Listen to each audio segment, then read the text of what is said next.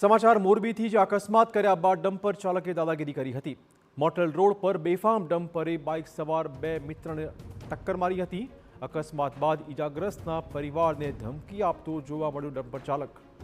ઇજાગ્રસ્તના ભાઈને ધમકાવતો dumper ચાલકનો video પણ સામે આવ્યો છે।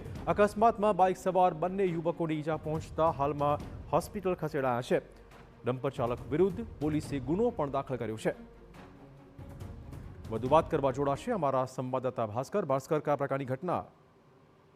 હજી ચોક્કસથી મોરબીમાં છેલ્લા ઘણા દિવસોથી સતત અકસ્માતોના બનાવો સામે આવે છે ને જે પ્રકારે ગઈકાલે પણ TV9 દ્વારા જે એક્સક્લુઝિવ દ્રશ્યો બતાવવામાં આવેલા હતા કે ડમ્પર અને ટ્રક ચાલકો છે તે મોરબી જિલ્લામાં બેકાબુ બન્યા છે અને દરરોજ ટ્રક અને ડમ્પરના અકસ્માતો સામે આવી રહ્યા છે। ત્યારે માટેલ રોડ પર વધુ એક અકસ્માત ડમ્પર દ્વારા સર્જવામાં આવ્યો છે, જેમાં બે બાઇક સવાર મિત્રો છે તે જઈ રહ્યા હતા। તે દરમિયાન ડમ્પરે ટક્કર મારતા બંને જે મિત્રો છે તે ઇજાગ્રસ્ત થયા હતા અને ત્યારબાદ જે ઇજાગ્રસ્ત યુવકનો ભાઈ છે તે ડમ્પર ચાલકને મળ્યો હતો અને તેના માલિકને પણ મળ્યો હતો। ત્યારે માલિક દ્વારા તેને ધમકાવવામાં આવ્યો હતો।